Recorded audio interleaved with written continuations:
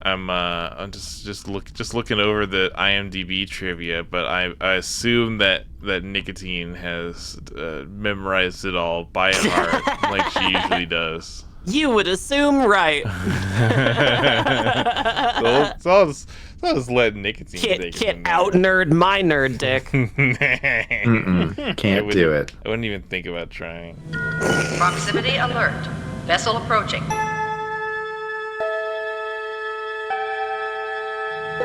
The vessel is hailing.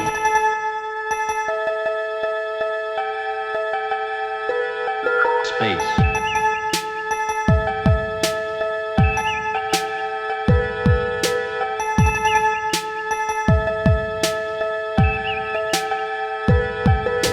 Warning. Warp core collapse in 10 seconds. Kyle. Unfortunately, I stopped recording right when you said that. Can you give me the line again? Resistance is futile, or the nerd dick thing? The resistance is futile. Don't worry, I got the nerd dick thing. Resistance is futile.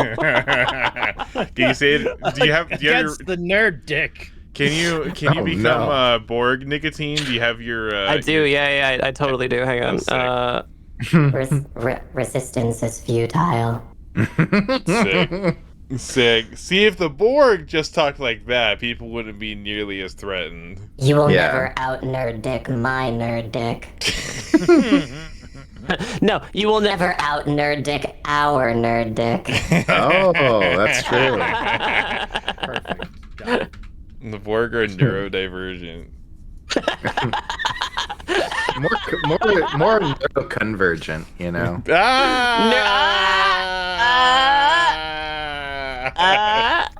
Well, Brian's back, everyone.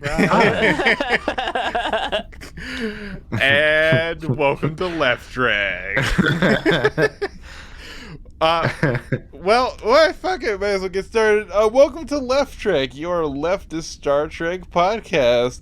I'm Eric. I'm wonders to Sate's desires, both subtle and gross. Joining me is Zotz. Hi, I'm Zotz, and I'm disappointed there were no, cute daddies or thick mommies to look at the water park I was at today. And making their grand return, Brian. Hi, I'm an ensign in engineering who is really excited to be here. Well, better go put my coffee away. And my coffee. Joining us once again, the first back-to-back Left Trek guest, the one, the only, the always lovely Nikatine. Hi, everybody. It's me, Nikatine. Veronica Ripley, Nikatine. She, her. I was avoiding the water park today, so couldn't make it. Sorry, Zotz. It's okay. What a damn shame. Well, hey, episode 26, we're covering an exciting one this time. One that I've genuinely been looking forward to for a long time. It's Q-Who! It's the first appearance, the first, honest-to-God appearance of the Borg. We've heard hints of them in the past, but it wasn't them. It wasn't the little neck claymation aliens. Now they're machines. They're machine insect things. You didn't say it right. It's Q-Who. Oh, pardon me. I'm sorry. I forgot to put the Federation accent on it. Yeah, come on. Start the podcast over. Start over. We're gonna be checking out Q-Who. It's like a Blur song. Yeah, right. The episode starts off, we get our classic Ensign Sonia scene. Geordi LaForge is insulting her for being nice to the computer, and then she starts babbling on about her woman things, about how happy she is to be a scientist or whatever. And she's like, oh, I shouldn't have this coffee and or hot chocolate in engineering. And she turns to put it away and then bumps smack into Picard. And honest to God, one of the funniest scenes in The Next Generation. I love, Picard's face during the entire time. It was It's very Just so funny. Slowly suffering second-degree burns from this like incredibly hot coffee all over him. She spills fucking coffee on him, all over him and her too. She gets the excuse me. Can I just say, I feel like it's a little bit like my sense of realism here was a little bit offended at the fact that the engineering room allows open like containers. Just anybody can come in with their sloppy Gatorade or whatever and just set it down all over the gaming computers. Come on. That does raise an interesting question. Like, I mean, you shouldn't have liquids around anyway, but I don't think isolinear chips and like the circuitry. I don't think they can short circuit. But I don't know 100%, and also it's fake technology, so whatever. God, I love fake technology, but they do at least comment on it where she's like, I probably shouldn't have this in here, and it's like, yeah you shouldn't. This scene is so stressful. Like the most stress. I think it's because I identify so hard with this, right? Like if I'm in a situation where like I'm like a little bit awkward, I'm just my bigged nightmare is I'm gonna spill something all over Patrick Stewart. You know? Absolutely. You know, I had a teacher in high school. He was like a drama / psychology teacher, and he has a story about he used to live in LA, and he has a story about waking up one day, and Patrick Stewart is eating like oatmeal out in his kitchen. What? Yeah. So imagine waking up one day and Patrick Stewart is just there eating breakfast in your kitchen. Patrick Stewart, oatmeal thief. Now I don't know what the circumstances behind this are. He drops the oatmeal, screeches, jumps to the ceiling, and scurries back to the vent. Skitters away on all fours. Well, I guess we need the flamethrower. He's in the walls. Can't get him out of there. No, I think the circumstances of the story were something along the lines like, oh, the person that he was living with, they knew Picard, and there's some like cast party for something. Something it made sense, but it's completely wild and perhaps a lie. I don't know, but I'm gonna choose to believe that it's true because it's very funny. He espoused truth as a teacher, so I'm gonna go ahead and just assume that it was completely true. Gotta trust an expert, you know. He was a member of the Blue Man Group. I remember that too. I'm just coming. I mean, there were a lot of members of the Blue Man Group, but yeah, he was a Blue Man trooper. Patrick Stewart was in the Blue Man Group? No, my teacher. Oh, okay. That just explains the best mental image of Patrick Stewart as a member of the Blue Man Group. Yeah, they didn't like take off his makeup all the way. I guess he did in this episode. There's just a little like blue ring around his collar. And you tell for some reason he's just really carrying around sore. this big old like 50-gallon drum. It's weird. All this paint is flying everywhere. It's all over his hands. Yeah, that was what the coffee story was. It was just cover for like, oh yeah, this wasn't hot chocolate that I spilled over myself. This was one of the many fluids that I bang on my drum. Well, Picard is going to change his clothes. He walks into the turbo-lift and steps out into a shuttlecraft. He's momentarily confused before Q reveals himself and he gives Picard a little cleaning service on the house, if you know what I mean. Small little scene featuring Ensign Sonia. We cut back to 10 forward, and Guinan is sitting there with suspenseful music, and she goes and stares out into the cosmos and senses something's going on. She hails the bridge for the communication console that's on the side of every bar in the future. Riker's like, Guinan, you don't call the bridge. What's up? Do you want to get some coffee? And Guinan's like, no, not now. I just have a vibe. There's a weird vibe. I've had it a couple times before. Whatever. Don't worry about it. We get back to the shuttle, and Picard is not engaging with Q's bullshit. He's trying to pilot the shuttlecraft back to the Enterprise. He doesn't even know where the fuck he is. They're out of hailing range. He can't even perceive them. They're back on the Enterprise. They figure out something's wrong. Everyone's got bad vibes right now. Troy's like, "Hey, where's the captain?" She tries to hail him, and they realize that he's gone. They do an all stop. Man overboard. Oh, there's also a shuttle missing too. How strange. They start piloting a search pattern that'll cover the most area in the least amount of time with the assistance of data. And you think like there'd be an algorithm for that? That'd be like a standard thing. Like the Coast Guard have something like that. They have like a mathematically correct like genius searching pattern for like rescuing people, but no, apparently only Data can figure out how to do that in space. Mm-hmm. And here they confirm shuttlecrafts don't have warp drive. That gets decanonized a million times. What? We've seen shuttlecraft go to warp lots of times, right? Yeah, I maybe not up until this point, because at this point shuttlecrafts do not have warp drive, so they cover all the area that a non-warp capable vessel would be capable of traversing, and they expand the area. So shuttlecrafts don't have warp drive up to this point. I'll keep that in mind for the point in which they decanonize that, and then all shuttles can go warp. Warp drive is not something that's very special in the future of Star Trek. Cut back to shuttlecraft, and Q is throwing a little racquetball against the wall. He's like, "How fucking long are you gonna do this? I'm ageless, Picard. I can literally do this forever." And Picard's like, "All right, fine, whatever. Take me back, and I'll listen to your fucking bullshit." Back in 10 forward, everyone's gone except Guinan, who seems to be hiding amongst the behind the bar. She's just crouched behind the bar. I don't know if Q removed everyone from the bar, and if he did, like maybe he just couldn't with her power, and then I don't know, why did she duck down? Is she like hiding? Did she sense a malevolent force?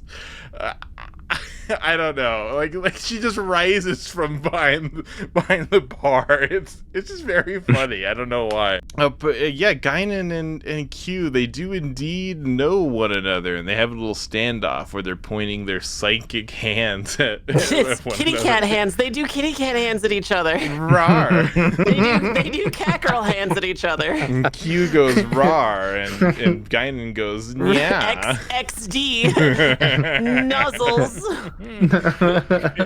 Never.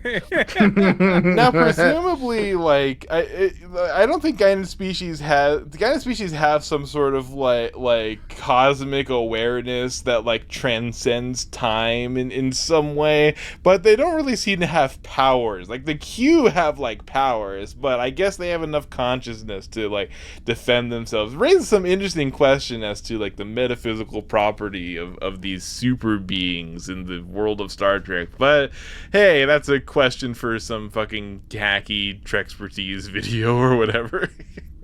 We're a nerd, and we are not nerds here. We're cool. Yeah. What is this? The 7th rule? Hey, I don't think so. Speaking of nerds, can y'all tell me if there's ever a chance where Q interacts with Pulaski? No. Oh yeah, No, Pulaski's just not here, is she? It's just not in this episode at all. 18 people die. Pulaski's nowhere to be found. Yeah. I don't blame her. Honestly, good for her. They don't even consult the doctor. Like she doesn't even come. Like, can I help? Anything? Like there's a literal hole in the ship, and Pulaski's not even called to like address any other potential injuries. Yeah, I didn't notice at all. She's having off time. This is leisure time, and it's very important. Yeah, she's on the holodeck. Nobody bothers anyone in the holodeck. Work-life balance, okay? Not since that one time they walked into fucking Worf with a ball gag. Happy anniversary, Worf. Yeah! Yeah, that's why this episode's timeless, because it doesn't have Pulaski in it. That's right. Worf would 100% be the type of person to be like, oh, I was simply training, Captain. In tactical escape, I bound myself so that I could escape from it and practice escaping. Captain, imagine that we're confronted by a species of scantily clad but tall, very tall individuals, and they're wearing leather. I have to be prepared for these things as a security officer.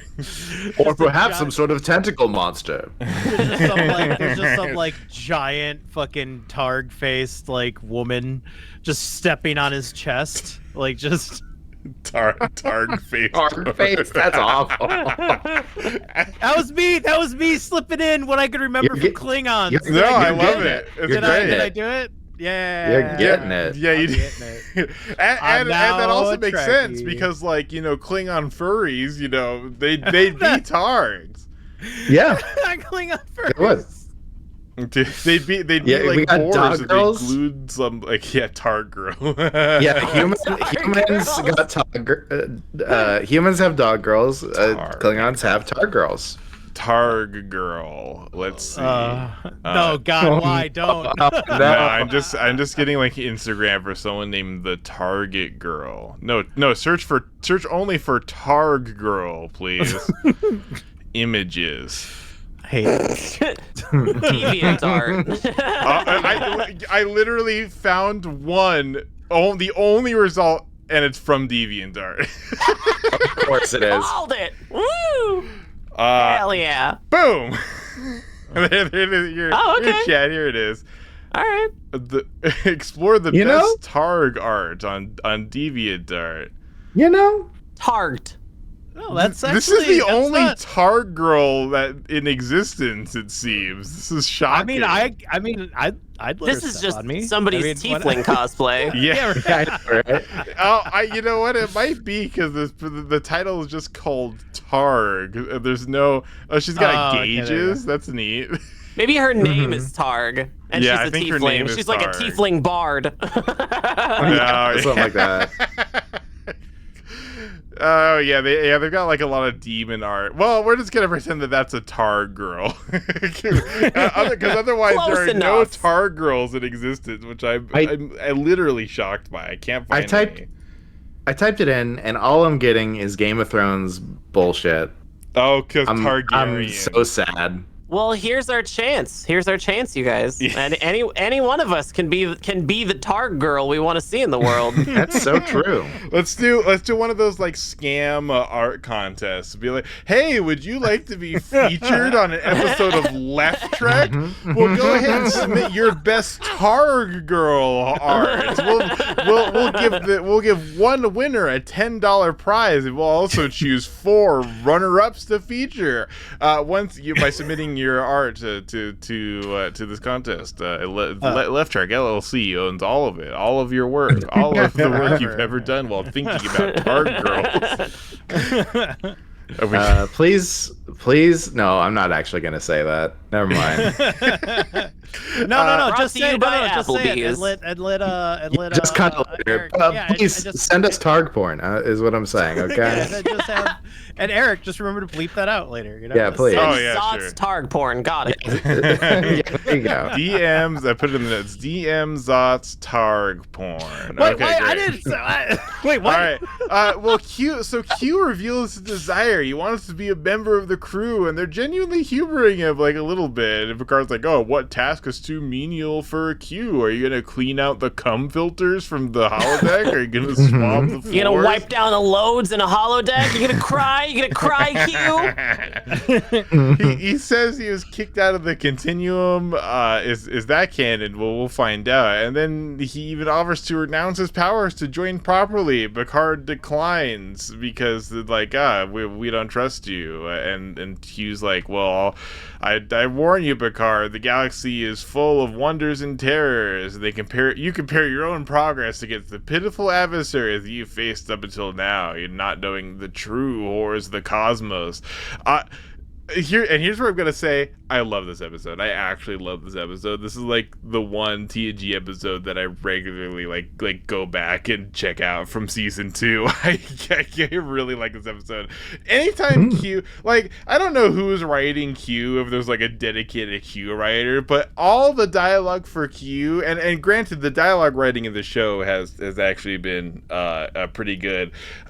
But well, I mean, in recently in season 2, even when the episodes are bad, the dialogue writing is typically good, but even in season 1, the Q writing, especially with like Q and Picard, is wonderful. They're flying off of each other. Like John DeLance is apparently an asshole, but fuck if he's not a good actor. And same with Picard. He steals every scene he's in. Yeah, and they give him good material, and he fucking knocks it out of the park. You absolutely have to see it. To think of like if I were to like bring Q onto the Enterprise and what I would do, I'd be like, I got just the thing for you, Ensign Crusher, come here. Oh yeah, another reason this episode's timeless. No Wesley Crusher. Thank fucking God. I mean, he's in the episode. Is he really? I didn't even. Yeah. But he's like. Buttons. Yeah, he's just pushing buttons. He's just pilot. Does he even have a line? Does he have a line? Yeah. Okay. Yeah, he says a few things. Didn't even notice him. And thank God that like Wesley doesn't also come down into the fucking into 10 forward. He starts like lecturing Q. Like, oh god. There's so many ways that sounds exactly like something this show would have done too. Yeah. Like you know. Yeah. It's weird. It's like weird to teach you the value of hard work. We humans work hard. You see, I've been given the deposition position. Gets his powers back and trash cans him. Yeah. Oh yeah. The only. Man, if only Q would have done the knee licks to Wesley. Yeah. Oh my God. No, that would have been good. Wait, well. Sorry, I thought you meant two-vixing Wesley, which would have been. I mean, that would have been something. Yeah, what if it was in the new ensign? There you go, boom. Yeah. They fuse Wesley, Ensign Sonia, and a tricorder. They're like, look at it. It's a more advanced human, not man or woman. Oh my God, that's right. That's a line later. We'll get Brian. to it. You could have fucking had that. Yeah. So then Q's like, well, fuck you, and fuck you sends your starship 2 years journey out into the galaxy. Wait. Diamond? What? Guinan, not. I'm sorry, it says Diamond in my notes. Guinan says, "You better get the fuck out of here. This place is dangerous." What? Why is this in my? Okay, and then they put a slur in my notes. Amazing. Voice to text, really, chef's kiss all the time. I want to read this because it's really funny, but I can't. You'll just have to suffer. It's the R slur, by the way, folks. Oh no. My note says Diamond says you better get the fuck out of here. This place is dangerous. And B. Oh my God. Why did you do that? The AI is racist. Ableist. Yeah. Phone's trying to get you I'm not canceled. ableist, my bad. Sorry, tired. That's funny. What? I don't even know what the word's supposed to be. Okay, whatever. Google be that way, you know. True. So in voiceover, Picard is like, I'm extremely compelled to explore this new place, so I'm gonna do it despite Guinan's objections. They find an M-class planet like really quickly, but oh my God, it has the same wounds that we saw in that one episode with the neck claymation aliens. Remember that one? What a funny coincidence! We had Nikatine on for that episode. Conspiracy. Wow. Look at that. And then there was another episode that we covered that I don't even fucking remember. But go check out the conspiracy episode. It has the guy's face being melted on the thumbnail. Conspiracy is legit one of my absolute favorite episodes. Actually, it's so good. Definitively the best season 1 episode. I mean, that's not And typical. it was written during a writer's strike. Literally shocking. Yeah. Oh yeah, that's what we call the Further episode. proving that writer's strikes are good, actually. Yeah. Well, we'll get. Well, there's another a quality of there's another writer strike thing that happens in season 2 that we'll get to, which ends up being very funny. So I called that best writer strike episode, and when the writer strike happened, that episode got like a bunch of more views because I guess it started coming out and people were looking for it. So amazing. It was you better get the fuck out of here. Then they find a planet. Oh, it's been scooped. They've scooped the cities off of the ground. Holy shit. And then dramatic music plays. Ba ba ba. There's a cube in space. What could this mean? Now here's where I want to ask Zotz. When you saw the cube in space, did you know what this was? Yeah, no, I knew that. I knew that much. So you are aware through cultural osmosis of the Borg cube then. Sure, yeah, but my Rubik's joke was way better. Yeah, it was good. It's the Rubik's cube. It's the Rubik's. Oh my god! Oh, God! It would have been. Can you imagine a world with the Borg were and called the Rubik's, and then that would have been great. And Paramount gets like sued by Hasbro. So apparently it's generalized in design. There's no specific bridge, no command center, no engineering section. You can identify no living quarters, no immediate indication of life. They cannot detect shields or weapons of any kind. They hail, but there's no response. Picard's like, I represent the United Federation of planets and the Lollipop Guild. Yeah. So they can barely. So they call Guinan and they're like, Guinan, you better go activate your view screen. Even though when we cut down to Guinan, she's looking out the window at the cube. it's just right there. But she waits to confirm what it is after she goes and looks at it on her monitor. And like, yep, that's a Borg. They destroyed my civilization, and there's no urgency to like leave the scene when this like hostile mega cube shows up, but hey, maybe that's my audience clairvoyance, but I don't know, it kind of seems like they should have left at any previous point, but hey, whatever. It cut back down to Geordi in the engine room, and some kind of being comes in, and we see him only out of focus in the foreground as some sort of device is like spinning and whirring on his arm. Geordi calls for security. Hey, there's an intruder. Commercial break. It's some guy's wearing a diving suit. Some sort of. He's got like a bunch of fucking wires on him. He does a visual survey of the engine room, and then everyone comes down and Q shows up. He says, "Not a she, not a he, an advanced humanoid." Q says.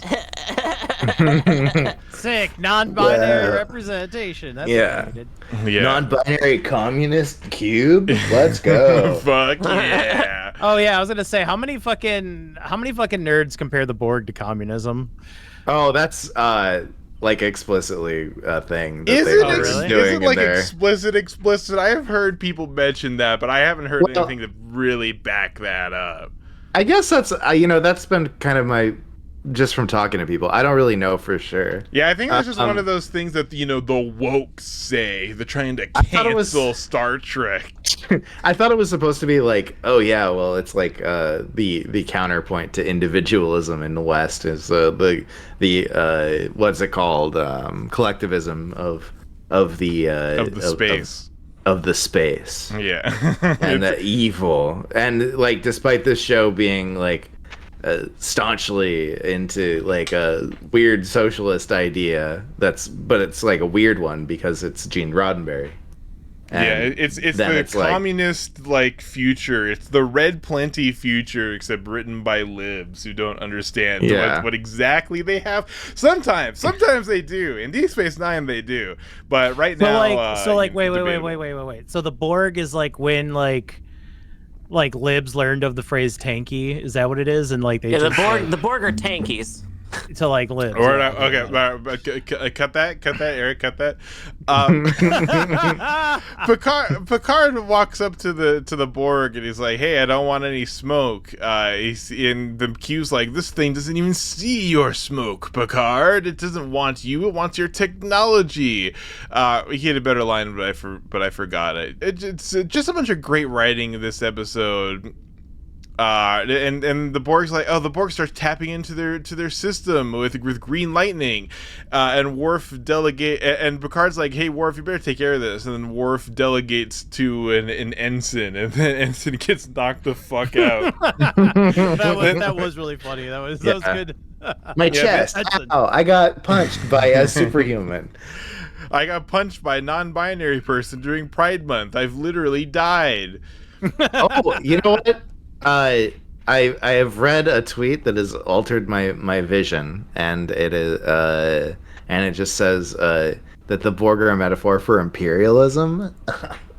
I don't know, maybe. I think that does make a lot of sense. But Gene Roddenberry does actual honest to God non-imperialist. The third world is Gene Roddenberry. And now I'm joking. Before I wasn't joking. Now I'm joking. I like that idea where it's just like that whole thing of where it's like anytime somebody criticizes communism, they're actually criticizing capitalism. You know what I mean? Where it's just like and honestly, I do buy that more. Like the Borg, it's like the Starship Troopers kind of thing where there's all this like advanced technology. There's all this like stuff in the future, and then what is it used for? It's used for war. It's used for the accumulation of more power, and what was the cost? The literal soul of the species that carried it out. So I buy that like much more, especially with what Q talks about as like, it doesn't want you, it doesn't seek wealth or power, not power that you can understand. It only sees you living beings as resources for it to consume. And God, I love that. God, I love this fucking episode.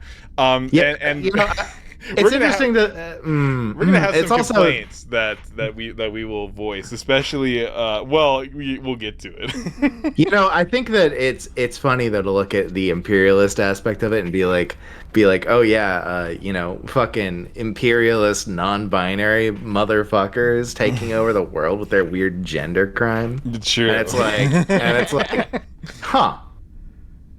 You know, I think maybe it's looking back on it and being like, commie gender hug. I think that's more. That's I don't know. That's too modern culture war. Exactly. Back at like this point in history, the culture war was like people that was like, do you like money? Do you appreciate money and the people that make money, or are you a loser professor and or journalist? That was the culture war back at this point in history when this episode's written.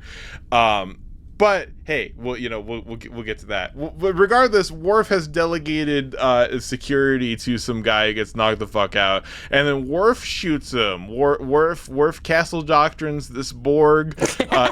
He shoots him with a lesser beam, doesn't do anything. Shoots him with a higher setting, fucking kills him. And then another Borg shows up, finishes his job. He looks more sleek. Maybe he's what we will go to understand is a tactical drone, which is not something that ever gets defined.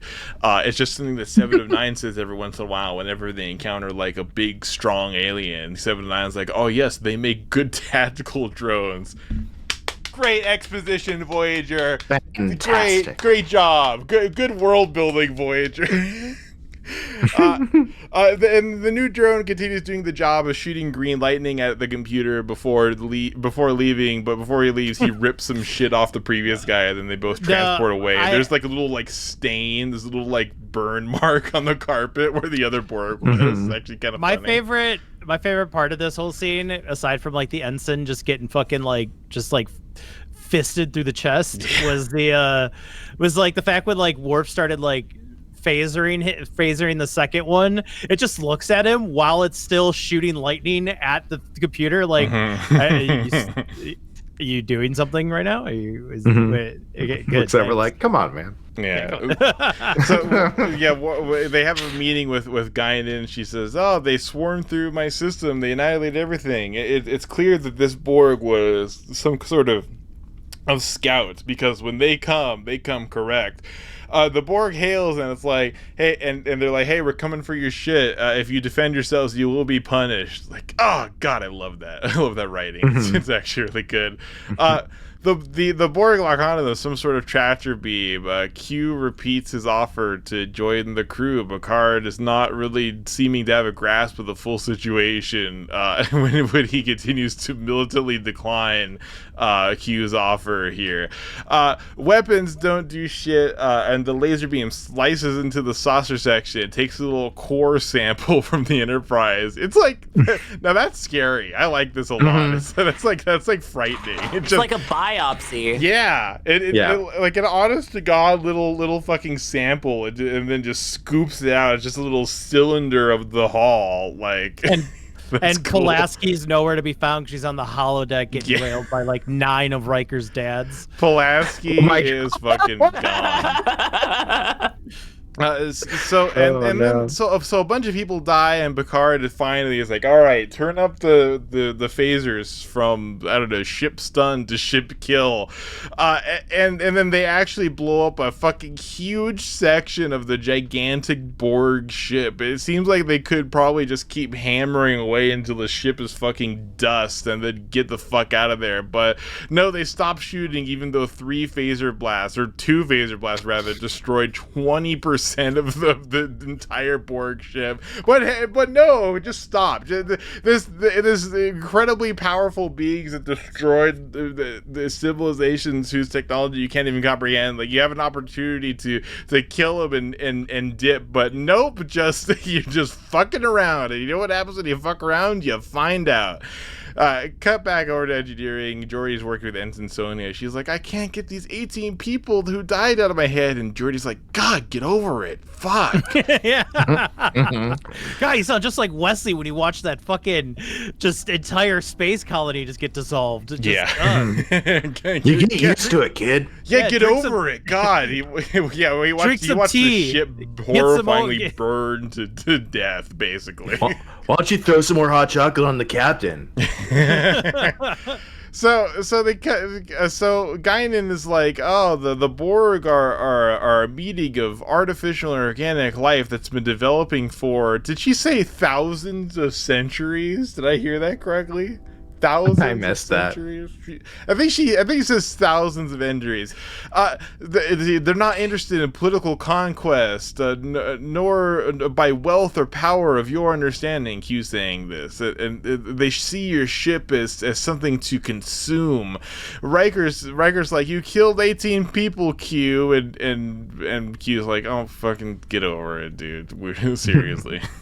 You mean I killed ants? It appears that they neutralized the Borg vessel, which doesn't like really appear to be the case, but okay. But they beam over to the ship against the guidance against Guinan's protestations.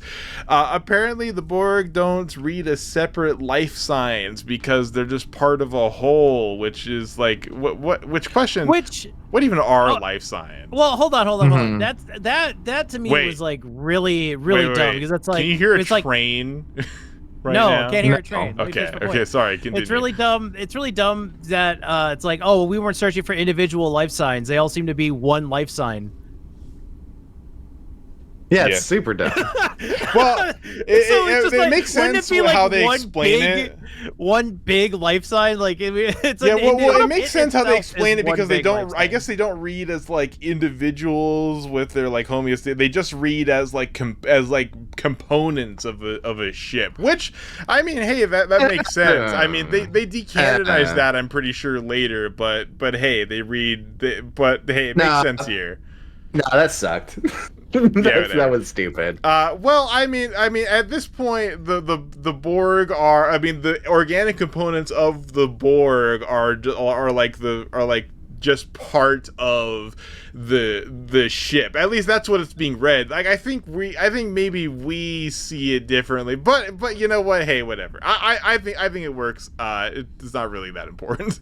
But yeah, they don't read a separate life sign to the part of the ship, which questions what life signs like even are. But hey, there's a huge amount of people slotted into the Borg ship. They got their little slots. Data tries to access their main computer and then slots himself in. They talk about the advantage of the Borg setup, and essentially the ship merely thinks and it works. It's like one, instead of many life forms, a Borg ship is essentially just one large life form. A Borg starts walking past them, and Worf's gonna try to kill it, and then Riker's like, "Oh well, hey, no, don't do that. It doesn't appear to see us at all, or maybe just see us as a threat." They pan out and they see some sort of gigantic chamber, seemingly with like hundreds of thousands of people in it. Like they're in just this huge like hollow section of the ship. The fucking thing's massive, and it's also got haze in it. I guess it's the atmosphere on board the Borg ship. It's kind of hazy. Yeah, it's supposed to be hot. So big, there's clouds, you know? Yeah, right. Yeah, like for it real. Rains. Yeah. Great map painting, honestly. You love to see it. Yeah. Yeah, true. Picard says to O'Brien to get them out of there at any opportunity, whenever there seems to be something shitty going on, and like, hey, now would be a good opportunity because they walk into the nursery from Dead Space 2, and it has the babies in the wall. No matter where you go, if the entirety of where you are is completely silent, and you just hear children noises, yeah, run. Just go away. Get the fuck out of there. There's no reason for you to be there anymore. You just get the fuck out. Like, so Riker's like, we appear to have found some sort of nursery, and Picard's like, Riker, please describe the room. And Riker doesn't say a goddamn thing. He just walks over to the drawer, and then it opens up. And we see a cute little baby with some robot parts glued onto it. It's like, oh, it's a little baby. Wait, they didn't actually show the baby, did they? Yeah, they showed a little baby. What? A cute little actual, honest to God, human baby with little in a drawer. Parts. Yeah, in a drawer. in a drawer. yeah, but they do show an actual baby. Here's a picture of the baby. Oh, look at that! Isn't that cute? No, a baby. Oh, the babies are equipped with technology very soon after birth, and I'm thinking, wait, what's birth like for these guys? But hey, you know, that's a different question, and Voyager has an answer to that, but it's stupid, so we're not going to worry about that. They developed a way to interface technology with the humanoid brain. Oh, how cool! They discovered the Borg are repairing themselves, which is like partially the reason they've been docile, I guess. Picard, once they discover that, Picard now says like, oh no, they're repairing themselves. Oh, emergency! We gotta get the fuck out of here. It's like, why is it more threatening now? Like, did you literally just assume that you knocked out their whole ship? I mean, maybe. I guess when you're a starship captain and you see 20% of a ship blow up, you're used to that ship being fairly incapacitated. But hey, not yeah, you're like, whatever. Oh, that ship is fully disabled, and I can now do whatever the fuck I want without it coming for me. Yeah, and you're just like, oh, it's gonna take them several hours to even get up and running in most cases, and it's like, you couldn't even scan the fact that they have weapons and they fucking core sampled your hull. You know, I think you've got a good reason to just fucking leave. And you know what, like it from what I understand, from what we all understand, the ship was never actually disabled. It could have engaged the warp, so if they just tried to leave immediately, it would have just chased after them anyway. True. So hey, whatever. Now I've started the recording. Hey, look at that. I've meaningfully marked. Okay, whatever. Blah blah blah. The Borg are repairing themselves, and Picard's like, "Oh no, we gotta bail." The Borg are immediately follow them, and they're way faster than the Enterprise is. They shoot some photon torpedoes, and they do nothing. Oh, Picard, really seems like you should have just put the pedal to the metal and just vaporized that fucking ship when you had the chance. But hey, now it's too late. Q comes back and is like, yeah, they will exhaust your fuel, they will wear down your defenses, and then you will be theirs. The Borg shoot a little energy ball. It's draining their shields. They're going as fast as they possibly can, and the Borg are still gaining. They shoot more photon torpedoes, even though the first ones didn't do a goddamn thing. And look at that, it hasn't changed. Q says you can't outrun them. You can't destroy them. If you damage them, the essence of what they are will remain. They're coming for your ass. He says more, but I didn't write it down. They lose shields again. Warp engines are offline. Q's on the bridge taunting Picard. They can't shoot a photon torpedo because the impact would destroy them, even though, like, why would you want to bother shooting a photon torpedo? It didn't do anything the last 6 times, but okay. You want to hear the definition of insanity? It's when you do the same fucking thing over and over, expecting a different result. Hell Picard... yeah, let's get all the comments in the comment section now. Where it's like, that, actually, that's not it. Have you played Far Cry 3? Q. I learned the definition of insanity from Far Cry 3, as did everyone else. Picard finally drops his ego. Is like, you wanted to scare us? We're scared. You want me to say we need you, Q? Well, I need you, Q. Q smiles, winks at Picard, and snaps his fingers. Then they're right back to where they started. Q says, oh, difficult mission, congratulations. He then congratulates Picard on not having an ego, even though Picard, I think, heavily demonstrated an ego by not engaging with Q when it was clear that they were in danger. Like in my opinion, 18 people died because of fucking Picard's ego, but hey, whatever. Picard should have asked him to take him back from the fucking beginning. You're not making a deal with the devil. He can do whatever he wants here. He doesn't need your consent, clearly. But hey, whatever. So there's no blah blah blah. Fuck you, Picard. If Q's like, it's not safe out here. It's wondrous with treasures to satiate desires both subtle and gross. Like literally one of my favorite lines. Like maybe of all time. Like, it made me realize that whoever I wanted to look at when this episode came out, because he's like just talking like a Cenobite. Like hell yeah. Honest to God. Yeah. When did the original Hellraiser come out? We have such sights to show you, Picard. They say so. They're going to the starbase, and Guinan is talking to Picard. Guinan says that maybe you could talk to them in the future, but all you've done right now is hastening your encounter with them. You're just raw resources to them. Even though, but they know now that they know of your existence, they'll be coming for you. But it's like, they already know your existence. They have assimilated your colonies. We don't even have the word assimilate yet, but but they've scooped up your cities on the ground. I think they know about the United Federation of Planets. They scooped up Romulan cities and your cities, multiple of them from multiple different planets. Your own colonies. There were humans on those colonies, presumably. But hey, yeah. Okay, whatever. Now it's been hastened because of Q. Cool.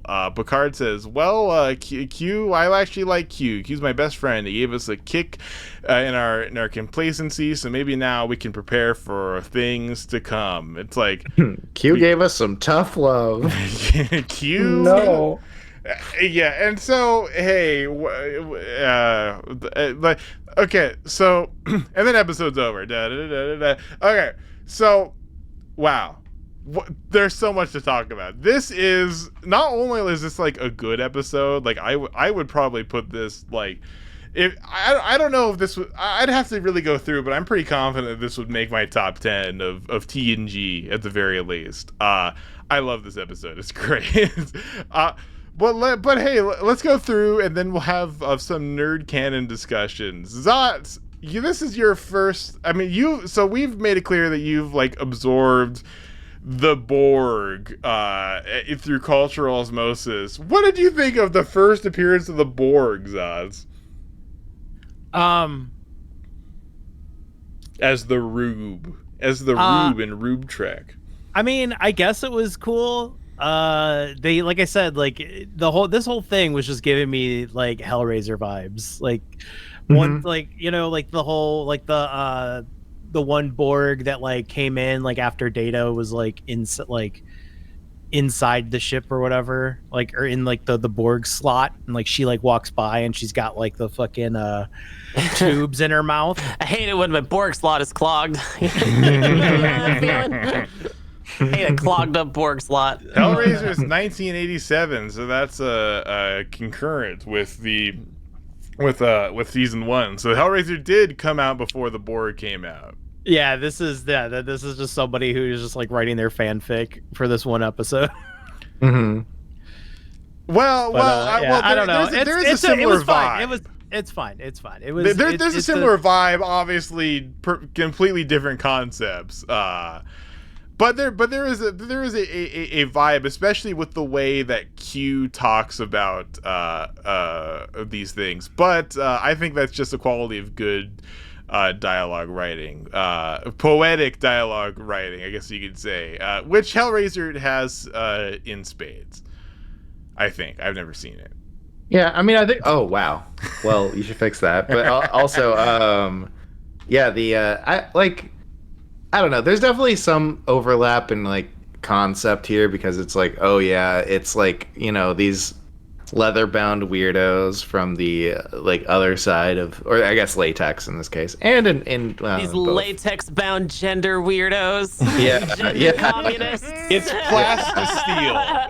It's so prescient. Plast-leather. It's plastist-leather. Yeah, plastilus leathers. You steal. What's a few? Oh, it's leather. It's leather. It's yeah, vegan leather. It's vegan. Yeah. All you know is it's vegan, and that makes it communist and bad. I don't think that there's anything that the Borg can do that is possibly vegan. they're all it's sure. all together for them. Yeah, there's no meaningful understanding of veganism among the Borg.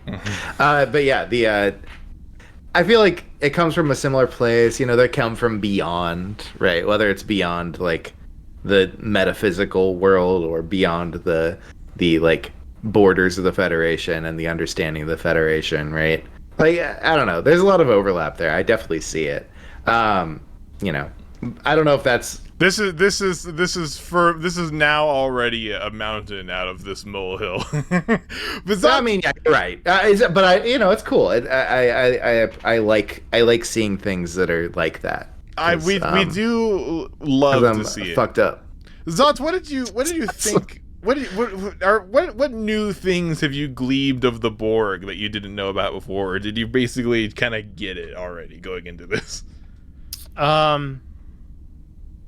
None of them. I don't know. Like, they just seem like some silly guys. They just seem like a bunch of like silly, some goofy little guys. Yeah, just some goofy little guys. Goofy little goblins. I mean, it was like I said, like the portion of the ship that they destroyed was just the nursery, which Picard really didn't give a shit about. Mm-hmm. So it was like, and then like when like one of them died, but like they weren't bothered, like the one guy just like gave like a comical like, what are you doing, like when he was zapped again, It's just like everybody was just it was just I think it wasn't menacing, right? It wasn't like, I feel like the one that we talked about before that we all liked with like the claymation aliens. Yeah, like the claymation aliens felt like kind of scarier. Like that concept was scarier to me than like what the Borg are, even though I know the Borg are like this, like, all-consuming, unstoppable force to like assimilate the whole fucking thing, or the whole fucking universe into, their thing where, we will take your flesh, and you like type shit, Mm-hmm. Yeah, and they put the hooks in people. Yeah. It's fine. It's not. It's like yeah. I guess this is cool. What would the Borg be in this episode if not for Q's monologuing? Yeah, true. Yeah, Q does do a lot of exposition. He kind of just gives them the whole vibe of the Borg, and of course that's for in canon we understand that it doesn't really change much. It's really only for our and in the show Picard's benefit. And hey, it works. Q's dialogue is great. I love basically every line he says, especially when he's fucking waxing poetic about the Borg. It's sick. Nikatine, first of all, how much of this episode did you remember? Is this on like the rewatch rotation for you, or is this the first time you've seen this in years? Well, this is one of the top 10, top 10 episodes like of all time, right? Like if you look at any listicle that's like where should I start with Star Trek TNG, most times people will recommend this episode in at least their top 5. Like it's genuinely like one of the good one to start on, honestly. Yeah. So yeah, I mean, and it won some awards too. Like this episode got like best sound design with some award. Oh, cool. It got 2 Emmys for outstanding sound mixing for a drama series and outstanding sound editing for a series. So I mean, the audio is great, right? Honestly, it takes a really creative team to like come up with what kind of sounds this alien species are gonna make, right? Yeah. And it really, this is the very, very first appearance of the Borg. So I mean, culturally, but just by weight, like of how many people have culturally osmosed the Borg by now. Like this is even I recognize beginning. the cube. Right. Even I recognize the cube. Everybody knows. You will be assimilated. Yeah, it's a very compelling concept, which is the result of a budget cut, even because they were supposed to be those claymation aliens, but it's like they were supposed to be insects. Yeah. Now we don't have the budget for that. We're just gonna do cyborgs instead. They were supposed to be tied in with the with conspiracy. Remember the little aliens? They were supposed to be tied in with that storyline, but they didn't do that because the concept for the Borg shifted and they just dropped it, which is one of the reasons why conspiracy never gets resolved. Yeah. we talk about that a little bit on the conspiracy episode. Go back and watch that one, by the way. It has nicotine in it. You should watch it. And apparently like that, so like in like the like Star Trek, now this is like memory beta shit, but in like the Star Trek canon, those insects still, because they can't just be some other like nebulous force. They can't just be like a one-off product of like cosmic horror. Like no, they've got to be within our old established universe, because Star Trek is now Star Wars. And so those bugs, they're working for the Borg. Does that make sense? No. Right, but they're working for the Borg according to some book or Star Trek Online or maybe some New Trek bullshit. I don't know. But apparently they're working for the Borg. I was really confused, or not confused. I was really curious as like how many nerds were like, comparing the Borg versus like the Daleks or whatever, is it just seems like that would be like an insufferable fucking argument.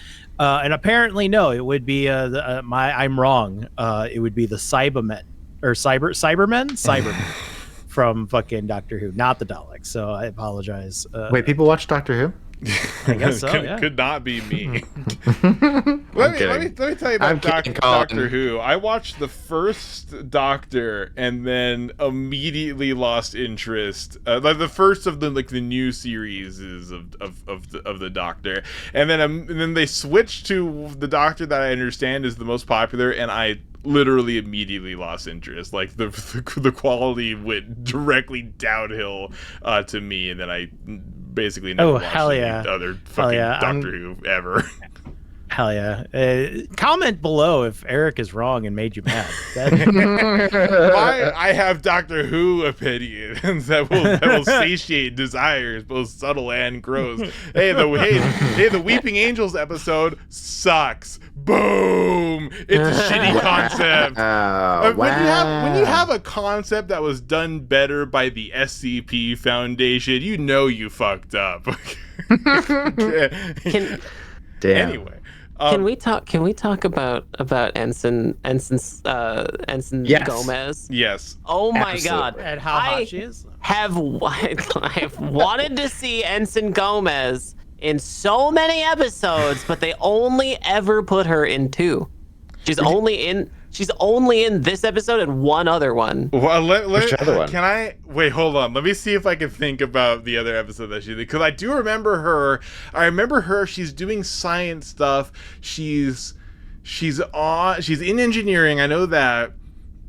I don't remember actually. Never mind. What is it? Oh God. Oh, do you have it? She's in Samaritan Snare. Oh. I'm not. I Really? don't Oh, remember really? this. Oh, that's. Picard's away for routine surgery. The Enterprise responds to an apparent distress call from the that comes Pac-led soon, vessel. I It's think. the Pac-led episode. Yeah. Yeah. That comes soon, I think. I don't have my VPN's on. My VPN's off now, so I can't watch Star Trek. But so I can't see which one that is. But that's one I basically never go back and rewatch, It's the even though it's kind of a Pac-Led fun one. Pulaski's in it. Oh God. Yeah. No, I know it's in season 2, which is probably the reason I never go back and watch it, because I basically always start at season 3 when I'm rewatching TNG.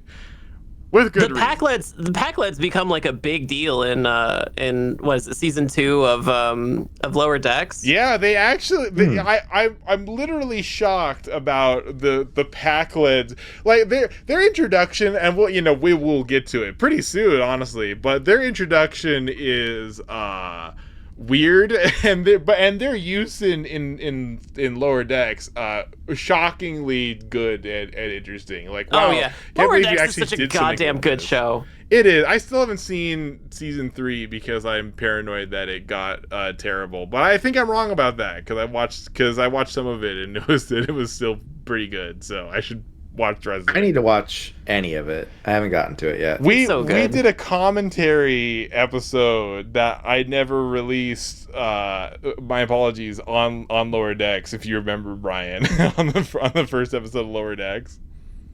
We did? Do you remember that?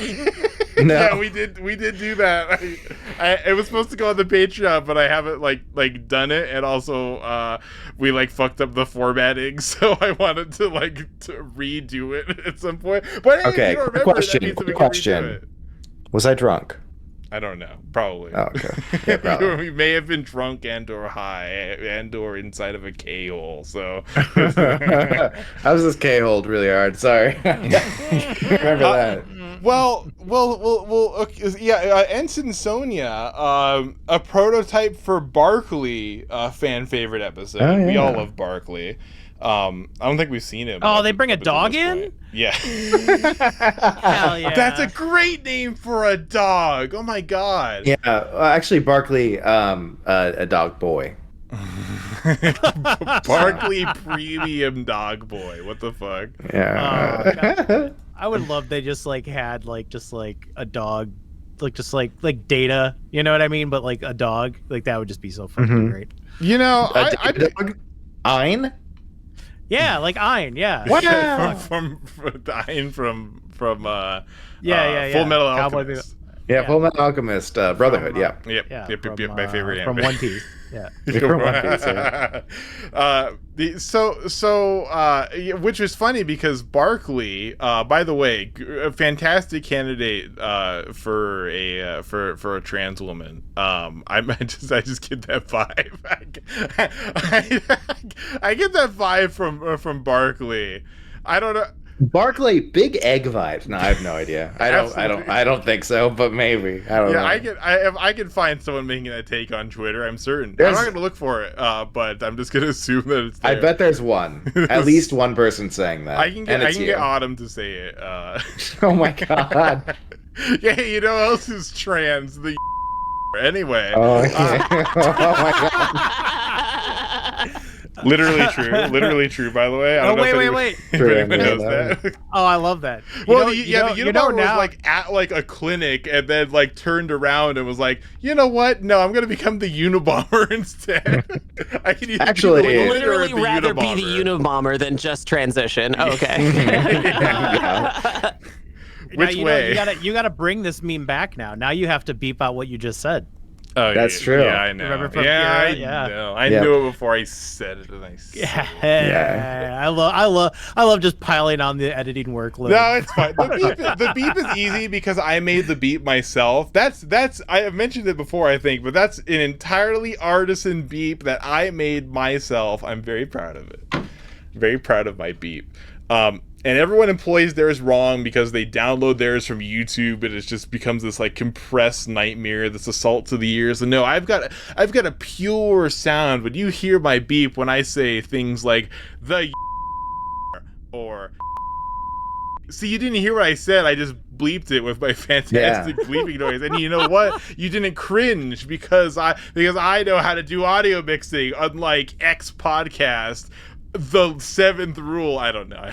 That's my Are you secret gonna bleep cap. that I'm too? always cringe. There you go. Boom. Have you heard about our rival podcast, The Seventh Rule, Nikatine? No, what? I have to. Yeah, I found this podcast. It's a Star Trek podcast that's doing the same thing as us, except they started with Deep Space Nine. Those fools, and they've done it years earlier, but. It's this cabal of corrupt IMDb editors that sell producer slots on IMDb for significant contributions to their Patreon. So seventh rule, Left Trek's coming for you. I'm smart, war honestly. again. I mean, smart, honestly. I'll lie. Hey, you subscribe to our Patreon. I'll lie for you for a resume. I'll lie. You can. Is this still? Just email me and I'll be your job reference. Okay? Yeah, that's fine. Yeah, there you go. I love a scam. Let's go. Do I have to bleep that? You know what? No, you can lie on resumes. It's fine. Oh, somebody from Deep Space Nine is actually in it? No, they advertise themselves. That's what I thought too. I was like, oh my god, Jake Sisko does a Star Trek podcast doing the same thing that we're doing. That's what I thought because some fucking Yahoo this is how I learned about it, because some fucking Yahoo article appeared on my phone, and no, they just had him on for one episode, and so it's entirely deceptive because the seventh rule is a corrupt podcast that has the hacky Star Trek screen rants, Yahoo media sphere wrapped around their little finger. But you know what? Left Trek's coming for you. The ethical leftist Star Trek pod. You're not even a leftist Star Trek pod. Like, get the fuck out of here. Did you just call us ethical? Yeah, we're ethical. I can't believe it. I can't believe it. It's ethical. Today I learned. Listen, getting the worst thing we've ever done is now getting Zots to lie for people's resumes. But you know what? It's legal to lie on your resume, I think. I'm pretty sure. I looked this up before. Tweets are not legal advice. Yeah. Sorry. None of us are lawyers. But, Like- but if you're applying for a lawyer job and you need a former manager. Like, I'm not saying that it's cool to do crime. No, I am saying it's cool to do crimes, but I'm saying don't do crimes, but it's really cool. Yeah. You would just be like a way cooler person. Yeah, it's like so cool to do crimes, but don't do it, but like, get it, I'm not saying do crimes. I am saying get that bag where you can find it. Where you can find it legally, I swear. legally get that bag where you can find it. Listen, all you have to do is just put on your resume that you're from Twitter.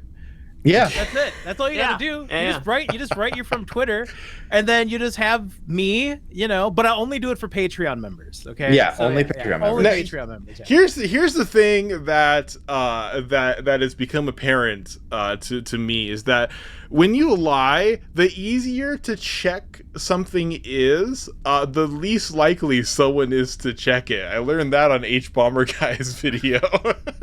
yeah, and about Tommy Tallarico. Yeah.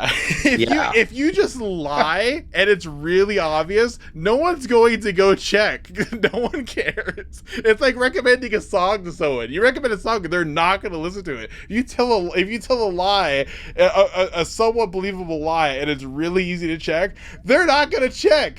So, and can you do that on a resume? Yes, of course you can. You lie on your resumes. If you're gonna learn one thing from this episode, is lie on your resumes. Yeah, your boss is lying to you, but you lie back. Okay, come now on. that's what makes us a leftist podcast. And the stars, right? None of this. I worked retail at Circuit City. No. You were a project manager at Twitter. Yeah. Well, what project? Well, the project. Oh, I just helped with databases. I helped with databases. I can't talk about it. I had an NDA. I was head of shit posting at Twitter.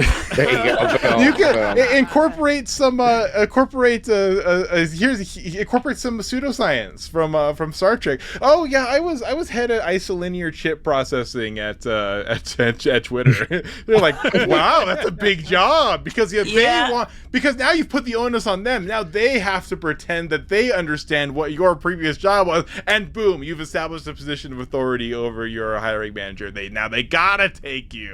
And they're gonna give you at least 60,000. I'm just saying, okay. This is great. This is a great episode. This is what you get. This is what you get with Left Trek. This is the Left Trek promise. You think you're gonna get this kind of a practical life advice from the 7th rule? No, it's a shitty podcast that they record on Zoom. It sounds awful and is awful. We're Left Trek. We're disrupting the Star Trek podcast space. Fucking get with it. We're disruptors, okay? Anyway, now that everyone stopped watching, I can now complain about Star Trek Voyager. Let's wrap up this episode, okay? No, real quick, we are complaining about Star because this is the first appearance of the Borg. We have to talk about the canonicity of the Borg. Wow, does the existence of Star Trek Voyager really lessen the impact of this episode? Can I say that? Can I get agreement with that? Nikatine, I assumed I would get pushback from you on that. I mean, I love Voyager. Mm-hmm. I love Captain Mommy. Mm-hmm. I don't know if I love Voyager as much as I love Captain Mommy. Mm-hmm. Captain Mommy is very good. Sorry, what was the question? Once again, Voyager kind of dumps hot coffee on nicotine. Thank you. Can I get you another one? Smiling through my 2nd-degree burns. It's okay. Really? Yeah, your face is like Two-Face from the Christopher Nolan films. You just see it. It's okay, Captain. Really, I love you. You need me to kill Two-Face? All right. Let me put on my brown shirt.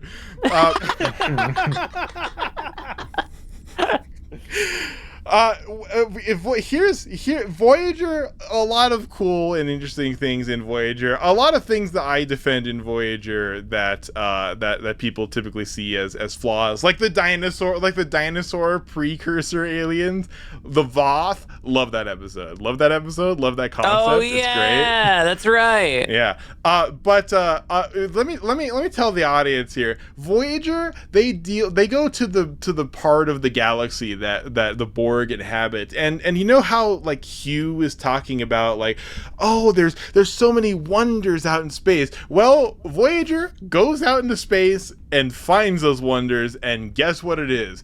A bunch of people with shit glued on their forehead. That's it. And then they encounter the Borg, and they're blowing up Borg spheres left and right. They don't introduce. I'm sorry. I always blame Voyager for this, but it's the TNG movie's fault. The fucking Borg Queen, which, God, isn't that just the worst possible thing you could have done to the fucking Borg? It's not great. It's like, oh, they're this hive mind. They're this collective entity that rules as one. Oh no, we gotta give them a leader though, like one singular leader that has totalitarian control over all the Borg. And I've heard people go like, oh well, because they introduced humanity into the Borg, that's what made the Borg Queen. No, that's stupid. It's not true. It's very obviously not fucking true. That's just your stupid headcanon. No, they introduced the Borg Queen in the awful TNG movie, and then Voyager uses her all the fucking time. She's like a recurring villain. She has this parasocial relationship with the fucking Captain Janeway. It's awful. The Borg are so cool and interesting in both this episode and their next appearance, which we will get to. And there we go. That's something I can Google. Fanfic Janeway Borg Queen. Hold on. yeah, very good. And then Voyager just sucks all the energy out of the fucking room with. And there's so many interesting things about like hive minds and so many different parts of fiction. Like, I mean, we just got the System Shock remake coming out. They introduced the many in System Shock 2, and in like little fucking audio logs, they have more interesting like ruminations on the Borg, on hive minds than in literally the fucking entirety of Voyager. Here's the thing, right? Like, I think that the part of the appeal for the Borg, especially in the early part of TNG, is really just the mystery of it, right? Like, part of the appeal is the fact that they're so scary because we don't know anything. It's fear of the unknown. Everything from having to go into this unexplored region of space all the way out in the middle of nowhere, finding these monstrous Borg, to, you know, all of the incursions, the looming threat of the Borg coming. Like, it's all fear of the unknown, and that's what makes the Borg so scary, and that's what makes them so interesting. But the way that Voyager handles the Borg is they immediately bring on like a Borg character. And then they start, and then everything has to be hot. And then everything has to be Borg. It's like the committee decided, well, you know what the kids are like, it's Borg, so we really ought to bring a few more Borgs. You know what I mean? Put some Borg it up a little bit. You know what I mean? Yeah, we can blame Rick Berman for like many things. We can blame Voyager on Rick Berman as well. Rub some Borg on it. Oh, wait, sorry, what did you say? Voyager could have been so good if they had left so much of their Borg stuff just on the cutting room table. Like, they had so many options to go and do anything they wanted. They could be as creative as they possibly wanted to. And it feels a little bit like a little bit of a letdown to have so much Borg content. Yeah. I mean, I would have even been okay with 7 of 9, right? Like, I think that would have been even fine if they had, you know, like, kept her a little bit more mysterious. If they made her a little bit more mysterious. If she hadn't have just been like this super hot babe that they have wear like a fucking girdle the whole time, and she's like passing out on set. Yeah. I'm very sorry, Jerry Ryan. I'm also very sorry about Star Trek Picard. Oh yeah, they made a Picard show. Oh yeah, that thing. Oh god. But yeah, so yeah, and you know what the interesting like philosophical nature of like the goals of the Borg are in Voyager? Oh, they're chasing perfection. They want to be perfect. Like, what? What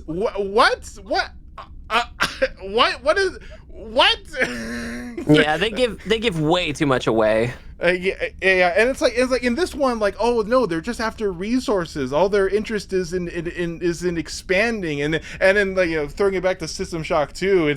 It's like, oh yeah, well this guy's talking about the many, which is, you know, which we can just think about as the Borg. This guy's talking about the many, and he's like oh, in many ways the United Federation of Planets, it's a different thing. It is like what the many, you know, there's a joy in coming together with your fellow beings to accomplish, to do something, to work on something, and put aside all the things that make us separate. Like the individual can dream, but the many can accomplish. And do you like that? Do you think that's interesting? Well, that's more interest than in hive minds than you're gonna get in 7 seasons of Star Trek Voyager, where they painfully establish every single aspect of the Borg, really just shining the light on the horror movie monster and revealing, oh, it's actually kind of sad. It's actually kind of pathetic. and then also we find out that Janeway destroyed the Borg. Yeah. We didn't think that was the case. We thought she just blew up that one thing, but nope, she apparently annihilated the Borg. That's quote unquote canon for Star Trek now. I could fix her. I could fix her. I believe you. But Good luck. hey, Godspeed, you queen. that's Star Trek. Let's rate this episode. Zotz, please rate this episode out of 18 souls floating through the void of space after being core sampled by the Borg. 14 lost souls. And one missing doctor, just somewhere, just gone. She was scared. With all her hiding. empathy. Remember, all her empathy. She's very Much empathetic. empathy. That's been established. It's established that that her best quality is her empathy. 18 people die. No doctor. Brian, please rate this episode out of let's say 100,000 Borg drones. I'm going to. I think I'm going to go for 80,000 Borg drones. Nice. Good episode. Good episode. Yeah. Eric, out of one superorganism Borg cube, how do you rate this episode? I'm gonna have to give this episode a 0.9 out of one individual superorganism. Because this episode, great, not perfect. There's some like weird things. And also I have to admit I'm taking away points for future installments of the Borg, because as interesting as this episode is, it's ruined. I can't separate it in my mind. The Borg are ruined. They're Like Guinan, you can foresee this problem. I have an extrasensory perception regarding this episode, which is having seen every other episode of Star Trek many times throughout the year. Sometimes you just gotta space time. Sometimes you just gotta take those crimes of the future and indict for them. Yeah, absolutely. Like some sort of report, like a minority. But only the minorities, report. right? Yeah. Okay, I don't know what's another scale for. No, I got it. Nikatine, okay. Please rate this episode out of 9 transwarp conduits throughout the galaxy that eventually get destroyed by Janeway, which leads to the permanent annihilation of the Borg, apparently. I give this episode 1 Captain Mommy. It's very good. I genuinely love this episode. It's great. I actually do. It's if I had to pick like just a handful of episodes of TNG to like try and get somebody into this show, this is one of them. Yeah, I was gonna say that too. I absolutely agree with that. Like, I didn't think about it like that before, but no, this is it. This is a good one. It's early on and it's great. I mean, Measure of a Man is a great one too, and it happens earlier. But I think you get. I was just about to say. I was about to thank Nika for like maintaining the higher than Measure of a Man rating. Both of you rated Measure of a Man like a 1 out of 5. Yeah. You rated Measure of a Man lower than like a fucking Zack Snyder movie. It felt like a Zack Snyder. I'd rather watch. I was sort of anticipating that. I'm like, is this going to be the case? Is every good episode going to come out of Zot and Nikatine as like, oh no, this was shit? But no, I'm glad that we have mostly universal agreement on Q-Who. Great episode. Legit. Yes, very good episode. Nikatine, any closing thoughts? Any little bits of trivia that you wanted that was like bouncing on the tip of your tongue? The real problem that I have with this episode is really just that it gets your hopes up. It gets my hopes up True. that someday we're gonna see more of Ensign Gomez and how clumsy and cute she is with her big cute hair and her sweet little smile, and she's always got her coffee, and she's just really nervous. She's really happy to be here. Don't we see her in Lower Decks? Isn't she a captain in Lower Decks? Is she a captain? I think yeah, she's a captain in Lower Decks. I'm certain of this. I'm certain that Sonia Gomez is the captain in Lower Decks. Hold on, wait. Oh my God, she totally is. Yeah. That's right. Oh, she's totally the one. That's right. They finally did bring her back. She has the best hair. She looks kind of like my mom when my mom was that age. Like she's great. I wish she would have been more present in the show, particularly because I feel like it would have made sense for her to be in engineering and like try and tell Geordi to just cool it for a little while, you know? Like I would have loved a scene where she was just like, she stopped being so bubbly and cute. She's just like, listen, cool it. We're on work. What if Geordi? You know what I mean? What if what if it was an alternate universe where she just got all of Barclay's future part, just all of Barclay's future content? she has crippling holodeck addiction, and we see this hardy lady. She's fucking fencing with the crew and beating their ass. She's having Counselor Troy feed her grapes. And Pulaski. That's now happened. I've replaced Barclay with Sonia. Did you read my fan fiction before the episode? Well, she's a very cool character. I'm glad that this was the episode she's in. I couldn't remember which one it was, but she's great. I like her appearance in Lower Decks, and I'm just a little bit bummed that she's not in more of the show. Yeah, very memorable character. I mean, like people remember this episode because it's a great episode, and then people also remember that scene in particular, even not even probably remembering what episode it's a part of, because that's a great scene and she's a great actor. I don't know if the same actor also voices their character in Lower Decks. Yeah, she does. Also, the other thing that this episode does really, really well, and another reason it's like a really good intro episode, is that it establishes everybody's characters so well, you know, like just that opening scene with like Picard getting the coffee dumped on him, like you feel the air get like sucked out of the room, like you know exactly. They built it up. You get a good.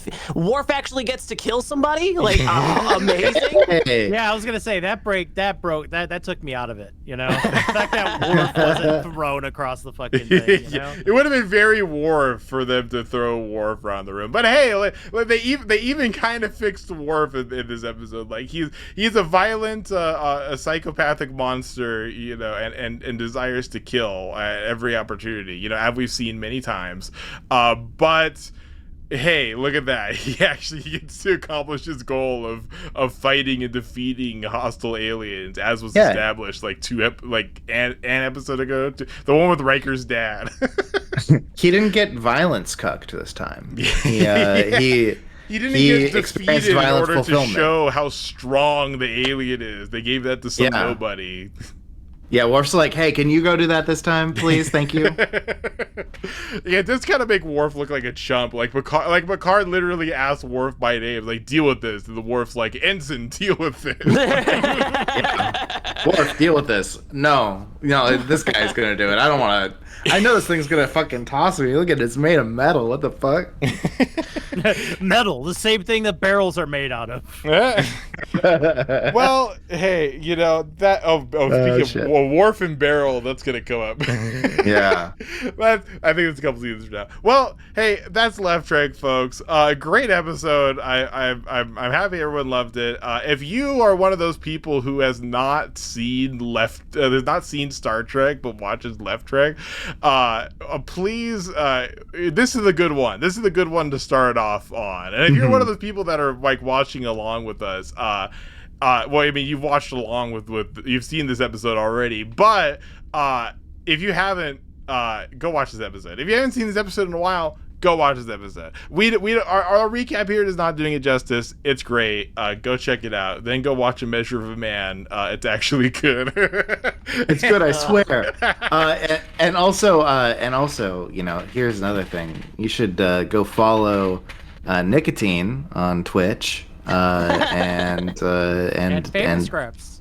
And Fable Scraps. Yeah. You were talking. I missed a little bit of it because I was gone. But yeah, do you have a thing to plug, or can you not talk about that yet? Yeah, I really want to plug it. Please, plug away. Audience, don't click it. away. This is actually interesting. Nikatine's got a cool project.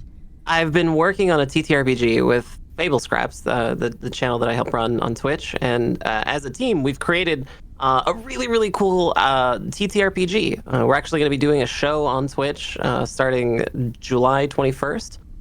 It's called Islis, and the premise is that 1,000 years ago, human beings tried to invade a land of intelligent monsters, and they failed. And it's been 1,000 years, and now human beings have to inhabit and exist in a world that wasn't made for them. And the whole show is about the players, who are all humans, who have to essentially overthrow a government, a hostile government, that over the last 1,000 years has relegated them to second-class citizens. I'm very excited. I think it's gonna be a lot of fun. The setting is kind of like sort of like a steampunk era type of setting. The technology in Islis is really gross. There's a lot of fluids. There's a lot of insects. There's a lot of gross horror elements. But it's very, very fun, and it's been a delight to work on. So I'm really excited to finally get to show it off. When's that? Do you have a date yet? Very When's nice. that coming out? Yeah, July 21st is the first show on Fable Scraps at twitch.tv/FableScraps. That's one word. And and you can also find more information about it on my channel on Twitch. It's twitch.tv/Nikatine, Nikatine. That's so cool. Everyone, please actually go check it out. By the way, Nikatine is like one of the best streamers out there. You would need to see this woman set up to fucking believe it. You want to see? You think you've seen a Twitch stream? You think you've seen a professional Twitch stream? Go watch Nikatine. And I gotta change your fucking Yeah, mind. seriously. Yeah, I've been meaning to ask, how is it a relief, or does it bother you that you're just doing everything from a laptop right now? So I had it for the last week. I was out of the area, so I had to work on a laptop, and the laptop rig was a little frustrating at first.